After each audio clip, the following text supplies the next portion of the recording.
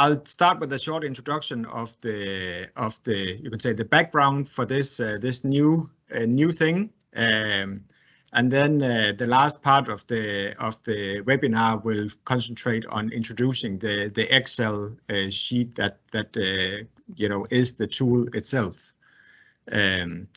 So first of all, the background for feed recommendations that we use in our you know advice, either in manuals or you know in customer interactions, are based on comprehensive research on Danbred pigs.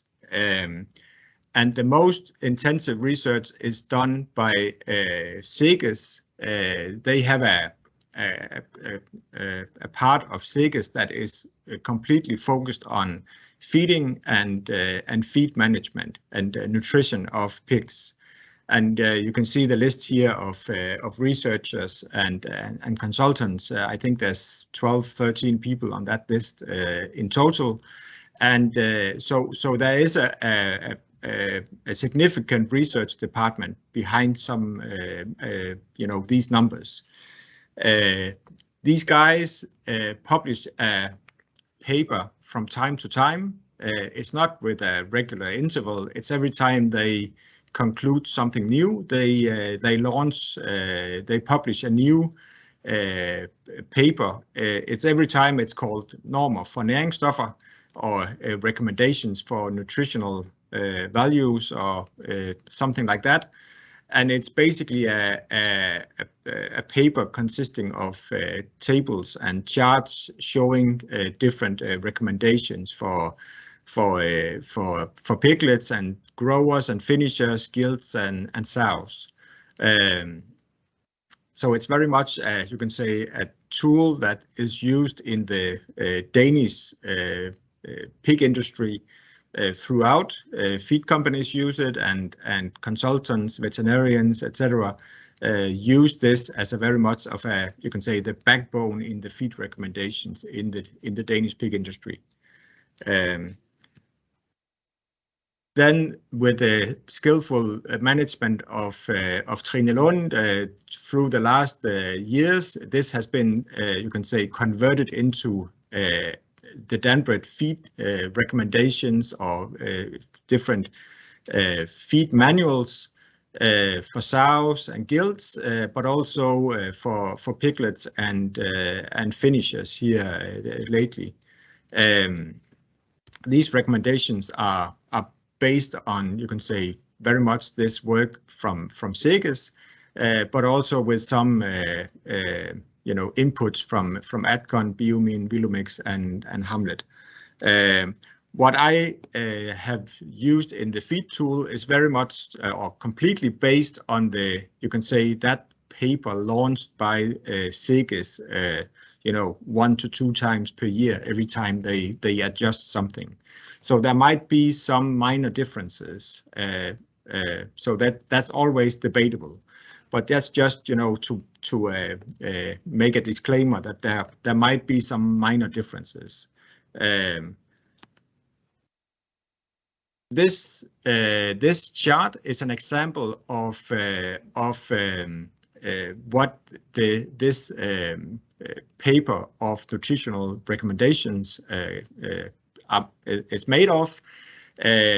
So very complex charts or tables with a lot of different, you can say, animal types and different nutrients listed.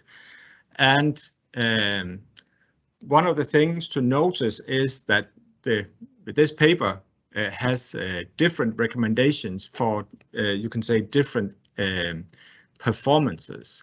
And that's not something that we have actually translated previously. The arrow, the orange or yellow arrow here indicates that this chart is for standard finishes. That means you can say the typical Danish finisher that's aimed for to be butchered at Danish Crown or Tønnes as a normal, you can say, world market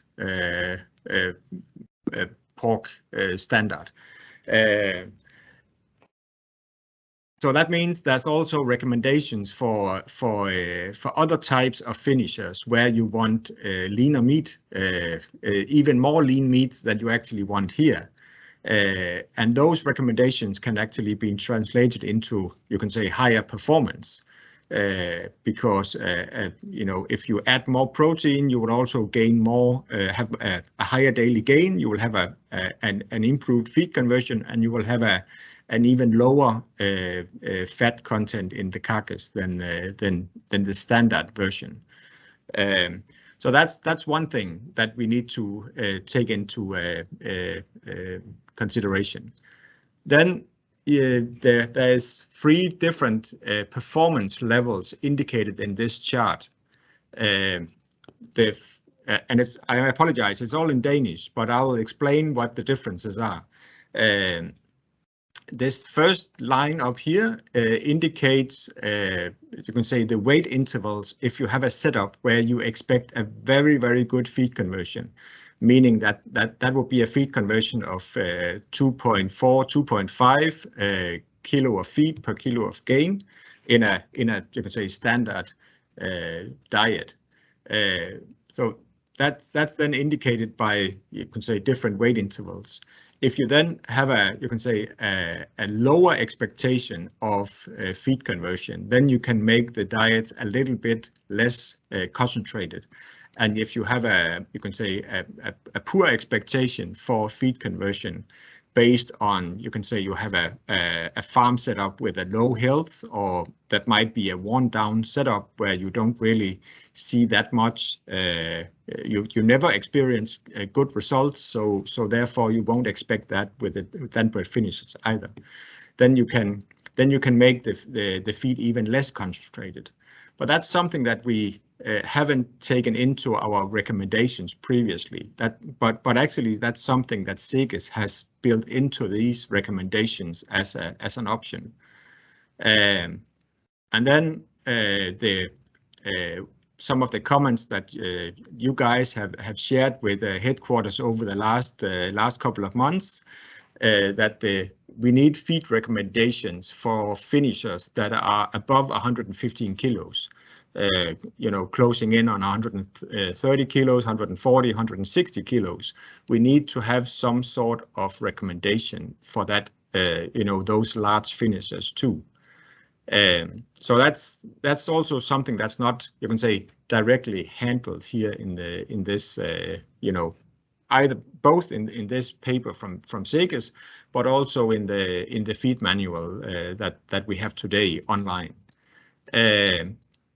Then, a typical Danish energy standard feed units in Danish foderenhed FE, in English translation would be FU, feed unit.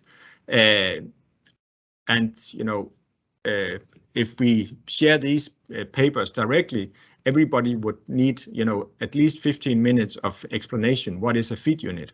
So a feed unit is an energy standard. So we need to have recommendations that are in, well, either you can say megajoules or kilocalories or whatever energy system the customers are using locally.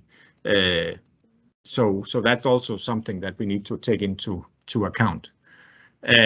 So a few weeks ago, I launched this quite comprehensive Excel with all these data built into it. And it is meant to be an Excel that will develop over time, very much based on your comments, your requests, your questions from customers and partners.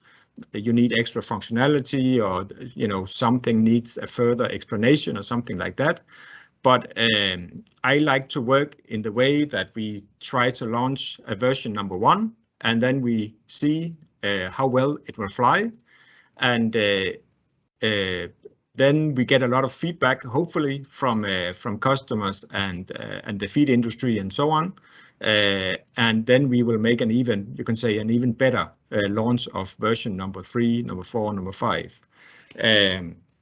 So don't hold back on comments and don't hold back on sharing the document. I've built in, you can say, some data protection, so it cannot just be copied. You won't see the same Excel with PIC in, you can say, in the top of the Excel tomorrow. I've password protected, a lot of the setup.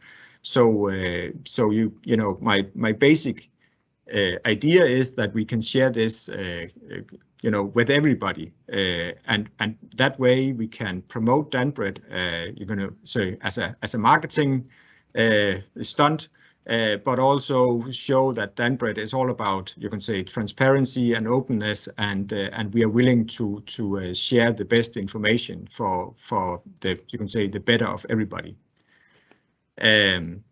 So that was the introduction. The next part, I will focus on you can say, the Excel itself, and you can say the standard, you can say, working method here is that you have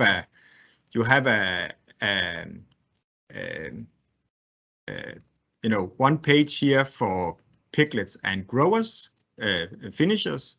And then you have another one for gilts and sows. And that's basically because I believe that to have all diets for piglets and growers and finishers and gilts and sows in one big page would be a bit too much. But that, that can very much be based on your feedback. If you want, you can say, an extra tab where you want, the option to select all, you can say, all age groups and all, you can say, gilts and sows and everything. Just let me know, because then we can build that into it. But the basic working method is, a couple of selection, can say, windows up here, where you can choose different energy systems. You can choose the Danish feed unit if you have that desire. You can choose the Dutch EV, energy wert, megajoule net energy, megajoule metabolical energy, megajoule physiological energy. Oh, sorry for that. And then also in megacalories. I know in the Americas, and I believe in Spain, they are also on calories. So hopefully that can, break down some of these barriers that we have between us when we talk different energy systems. And it's not more complicated than you just, choose the option, and then the Excel will then, you can say, recalculate to you could say, to the standard you have chosen.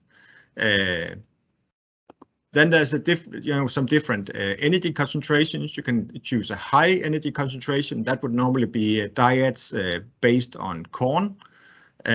Corn is relatively energy dense compared to wheat and barley.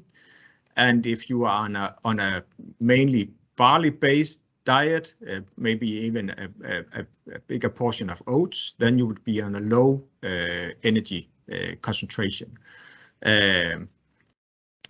Danish standards, you can say, have the first right of choice here. You can say that's where we base the standard on. So the standard level is, you can say, a Northern European typical diet consisting of mainly wheat and partly barley based diets. Then you can choose your you can say, weight measurement. The starting point here was pounds, American pounds.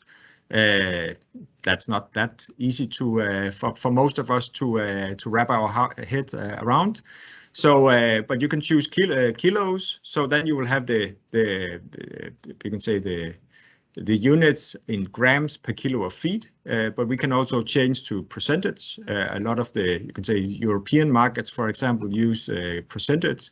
So there you will have the levels indicated as you're going to percentage of the diet. Then one of the functionalities built into it here, one of the last couple of weeks, is a language option. The Russian language option has maybe turned out to be a bit obsolete, but there is an English version, that's the standard, and you can also choose a Spanish language version. So some of the text will then be converted into Spanish.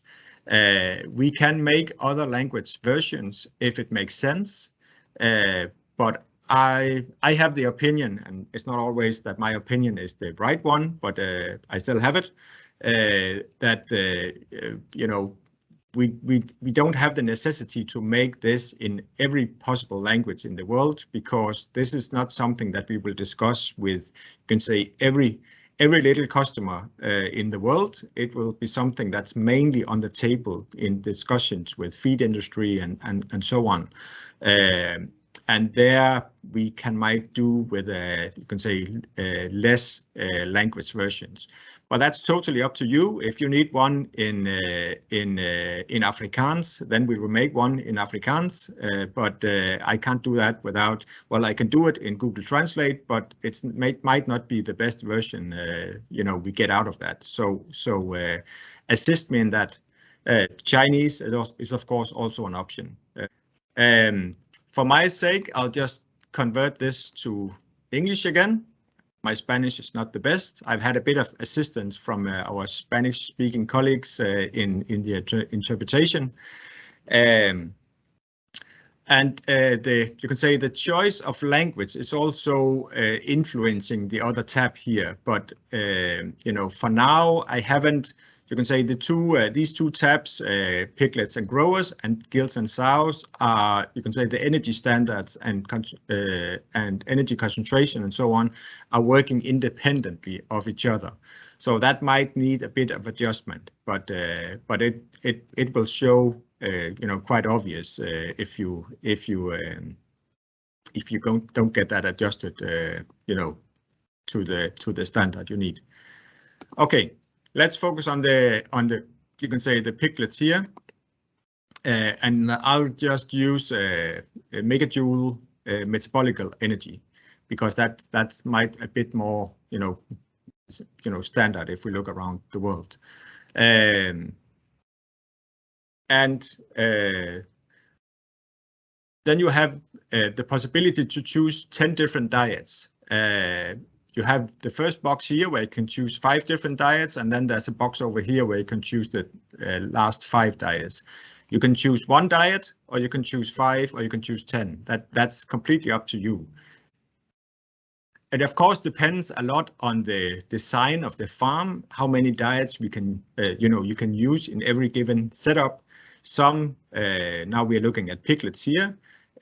Some setups can use, let's say, 5 different diets. Some setups can only use 1, and you know, it doesn't make sense to make a recommendation for with 5 different diets in a pig farm that cannot manage more than 1 diet. So that takes some, you can say, face-to-face interaction with the customer, that some dialogue. What is actually your technical setup on the farm? We can't base our recommendations on something that's not realistic. All right, then let's look into this window here, this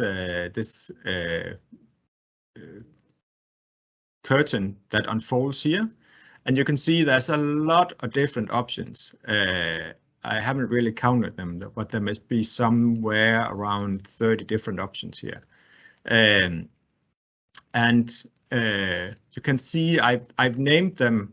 If you remember from the PowerPoint, I had you can say I showed you the SEGES figures where you could choose between an expectation of good performance, of medium performance, or low performance, or translated into feed conversion. I put some other words on that and said, for example, for the piglets, we could expect performance. We want a performance diet. We want a a diet that's low in protein, that can, for Europe, we are, facing a situation where zinc oxide will be banned from, as a, you can say, alternative to antibiotics, and that might require lowering protein levels in the piglet diet to avoid diarrhea. So we actually have some standards for that, or some recommendations for that. And then, of course, we have the complete set of, you can say, standard recommendations, and that's quite close to what we have in the feed manuals. And it's basically just to you can say, now I put together here a feed program, a feed setup that kind of reflects what we have in the feed manual, and you can see it's all standard. Let's say we are somewhere where we would expect you can say the energy concentration to the feed to be concentrated on corn. So we want to increase you can say the energy here to high, and then automatically the numbers increase, because what is important for the pig is that the nutrients are balanced.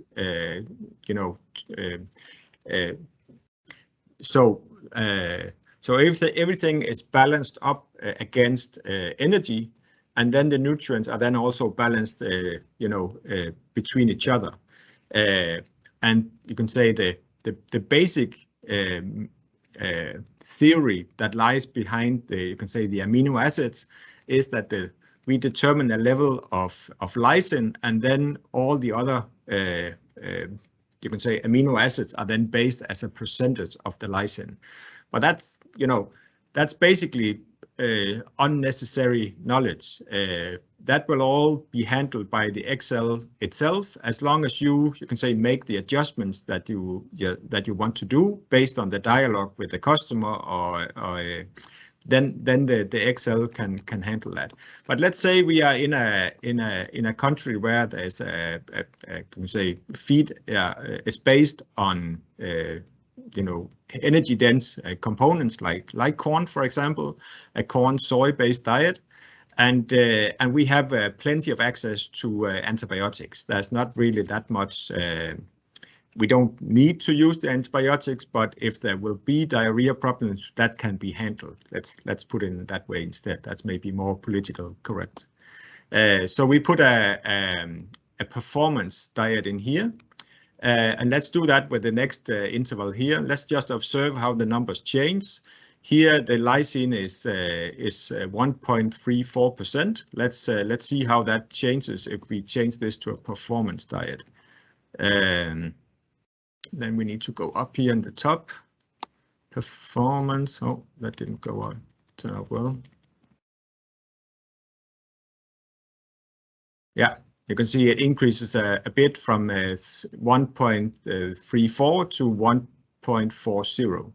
So it actually makes the diet a bit more concentrated both in protein, but also in lysine. I just mentioned lysine as you can say, an indicator for all the rest. And all the rest is not just the amino acids and the protein. It's also, you can say, phosphorus, calcium, you can say different iron salts, and we have the vitamins down here at the bottom, and they all adjust to you can say the energy concentration and so on, and you can say so it is you can say very dynamic in its you can say way to work. And it should basically reflect, you can say, what happens in a feed optimization program where you want to make, you can say, the complete diet for you can say composition, how much corn, how much soy, how much calcium, how much lime, how much salt, and so on. So we can come quite close to something that you can compare one-to-one with you can say a feed recipe that somebody would hand you on the farm, for example, and say, how close is this to Danbred's recommendations? Then you don't have to, you can say, do a lot of calculations in your head. You just need to adjust the Excel to your local standards.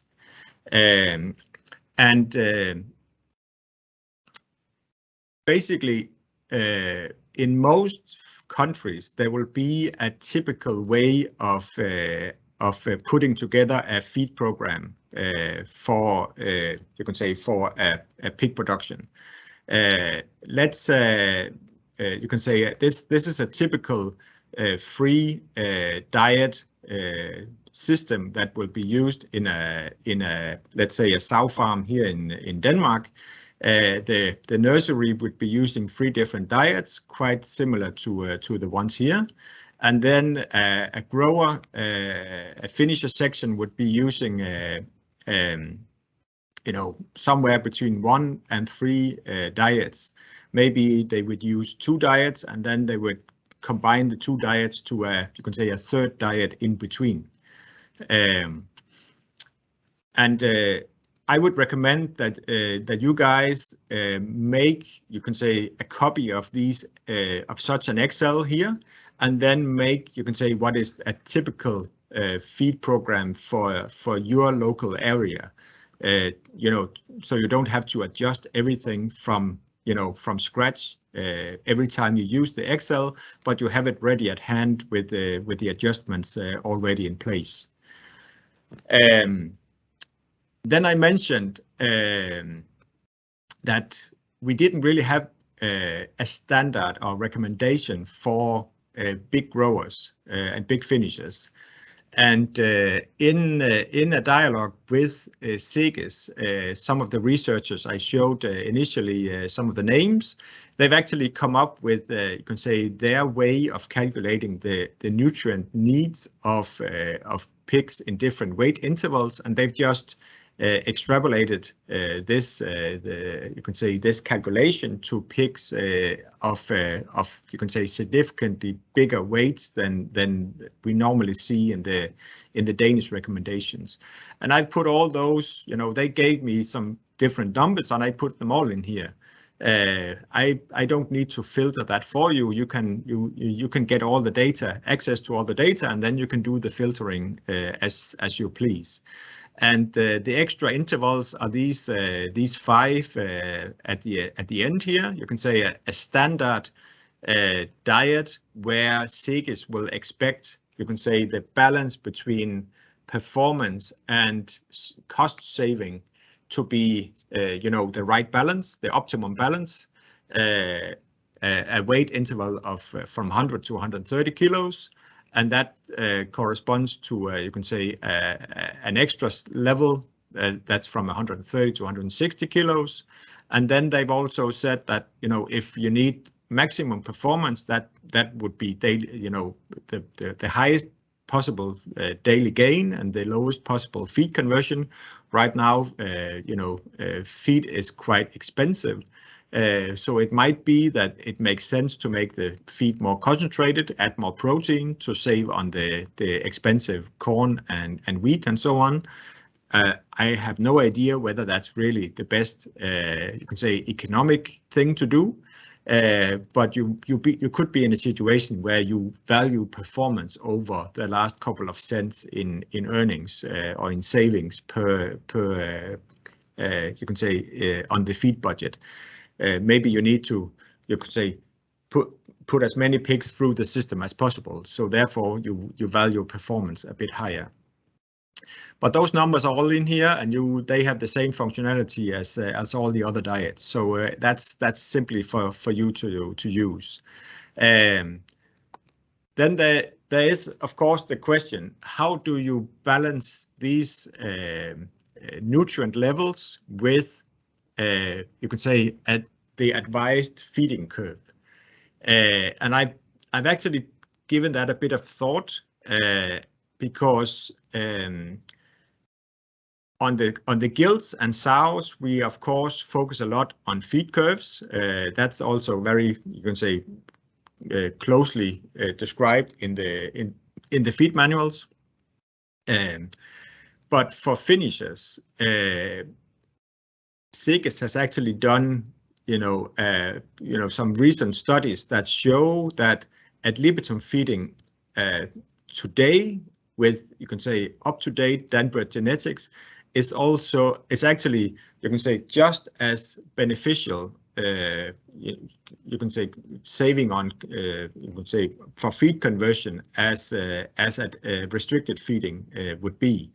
Previously, and that's a big revolution for somebody like me, because from when I was born and until quite recently, it's been like the only truth that you can say that restricted feeding was the only way to go if you were really focused on saving on feed cost, because that would give you the lowest possible feed conversion for your finishers. And basically, that's not really the truth anymore. That's much more, in between. So, and most of the systems that we see out there, certainly in some markets, that ad libitum feeding, ad libitum dry feeding is the dominant thing. So, from where I'm right now, I wouldn't really put that much effort into making a lot of description on how much would we feed them if they were on a feed curve, because basically we recommend the pigs to eat as much as they can to be as close to ad lib as possible.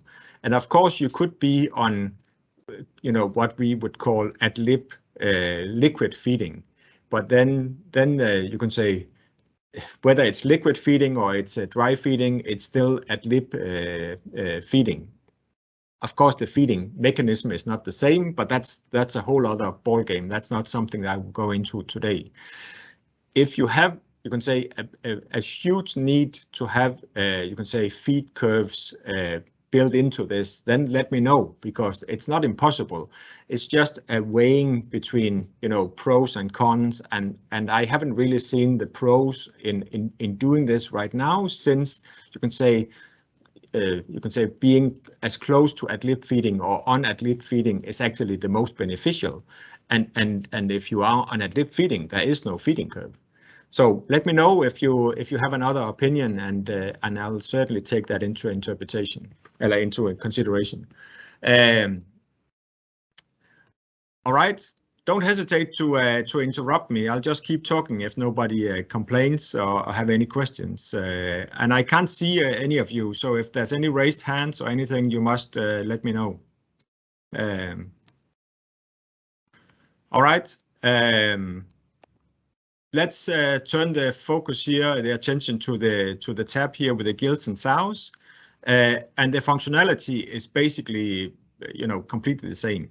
Let's make the adjustments here to say we are in the same area with a high energy density, and we want to see the units here in percent, and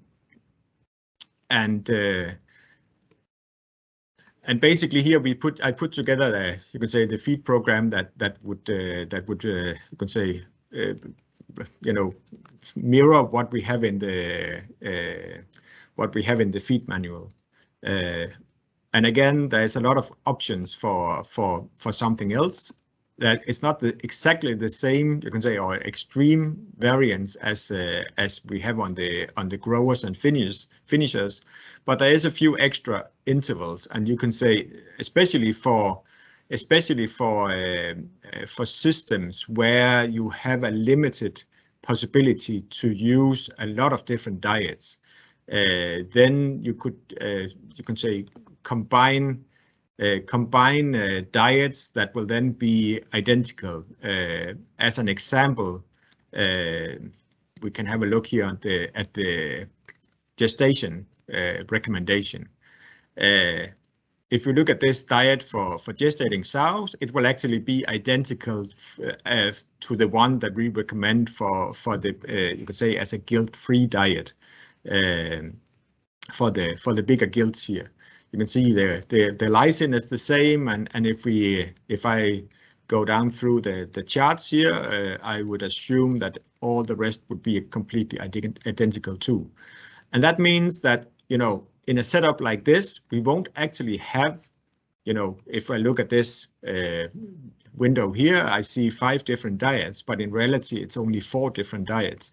So we would be using the gestating diet for the big gilts, or you could say the big gilts for the gestating sows, but vice versa. Tomato. So that is a way to use this. You can say, and basically, I've also,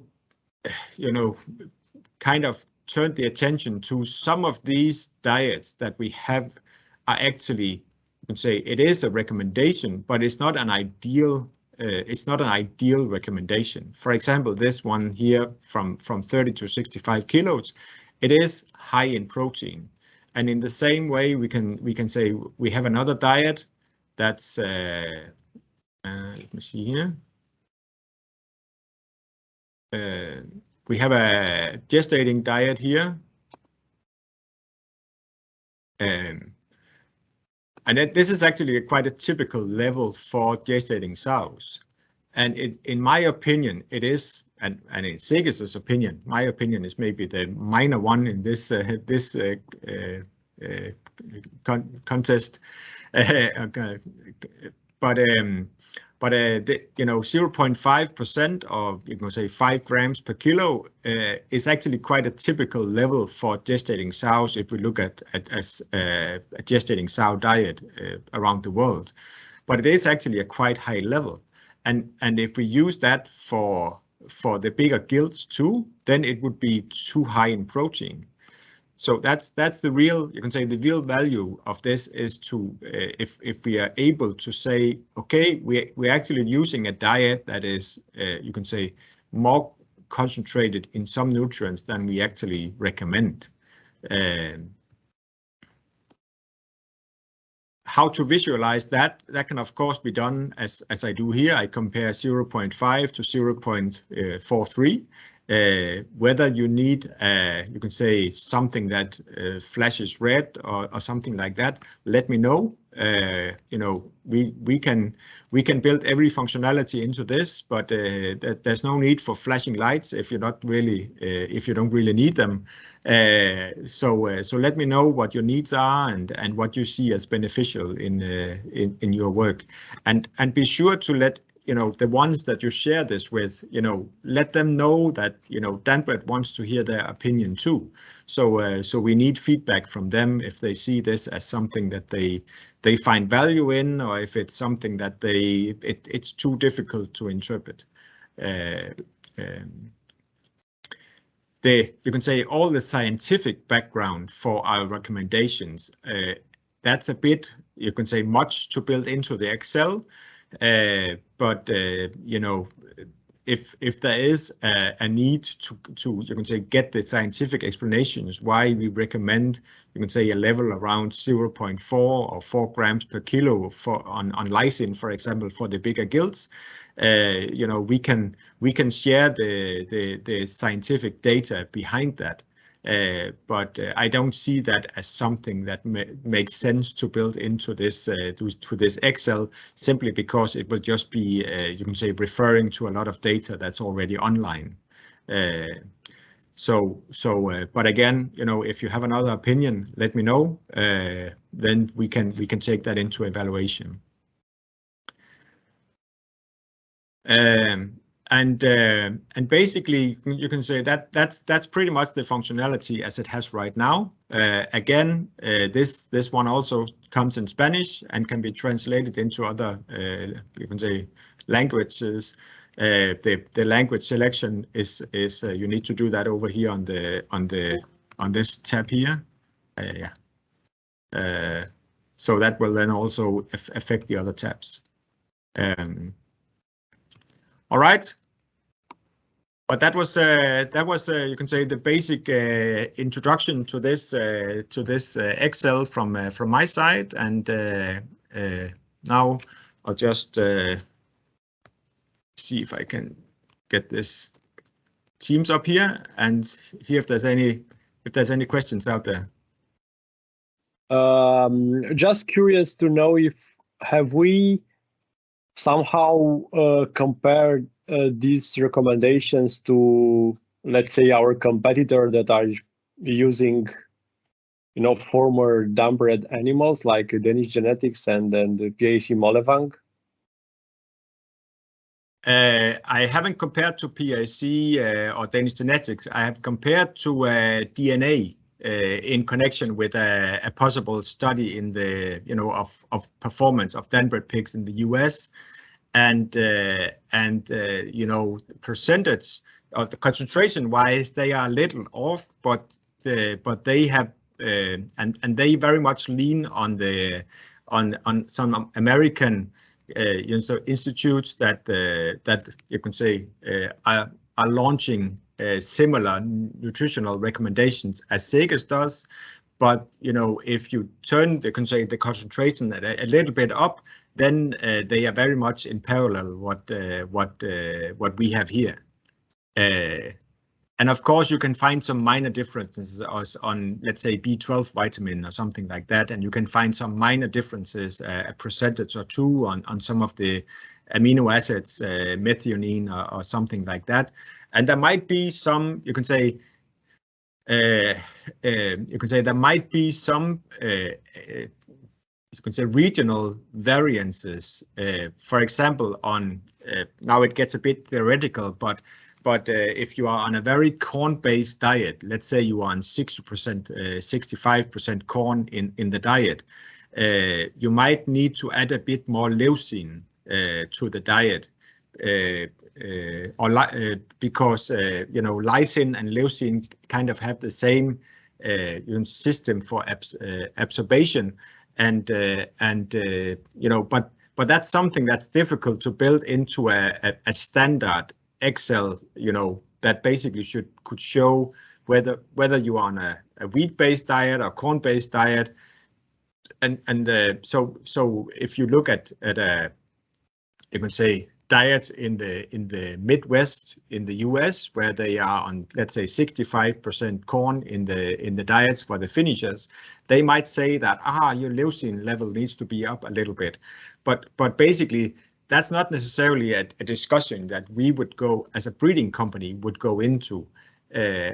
I'm more focused on, you can say, some of the bigger nutrients where, for example, lysine, and say, let's look at lysine as an indicator for what level of, you can say, protein and amino acids we need to have, how concentrated the diet can be, and then some of the smaller adjustments on B12 or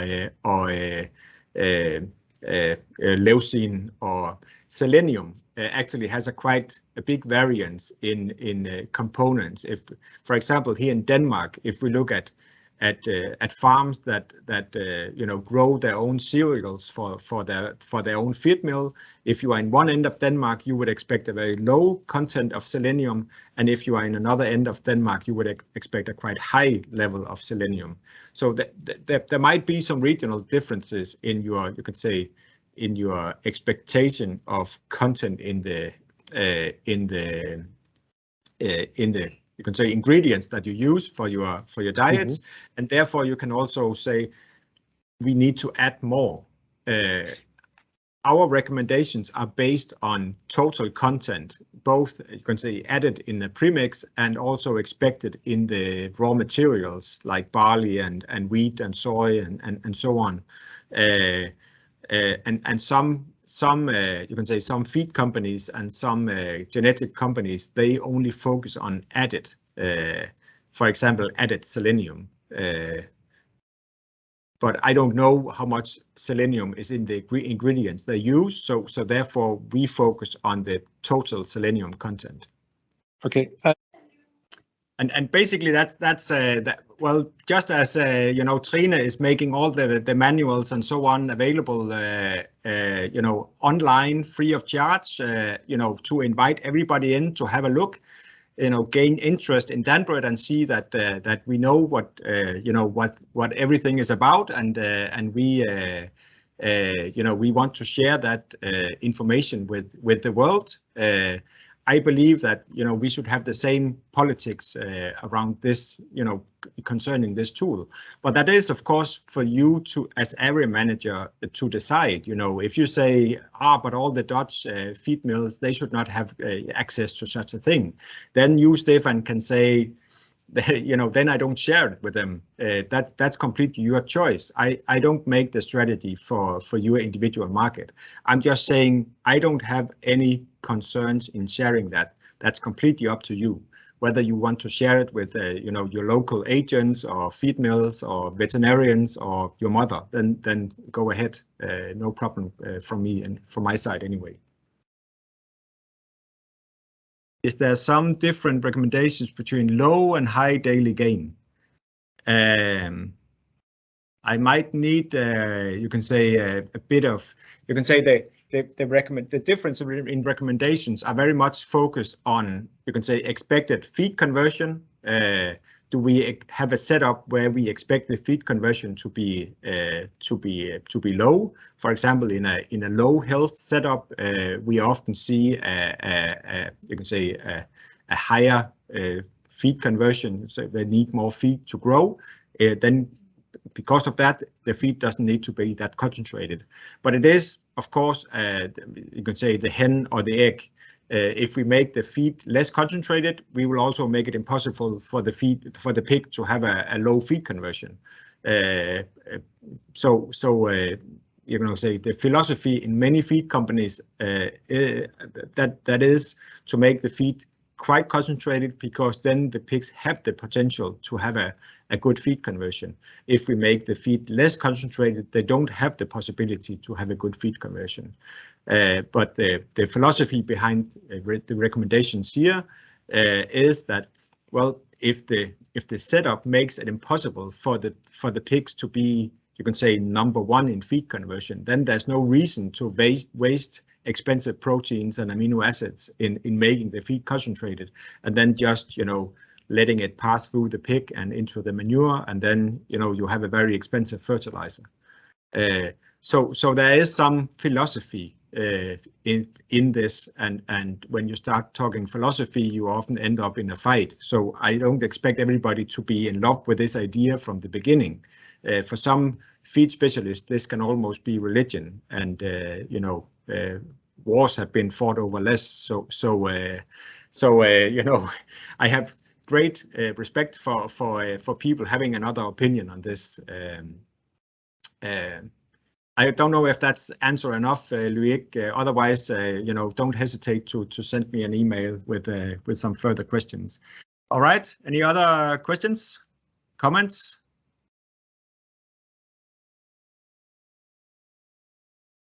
But again, if there is anything, you know, on your mind here afterwards, don't hesitate to reach out. You know, it only gets better with comments like Luik's with you can say with the non-castrates. That's something I haven't thought of, and that's of course something that needs to be added.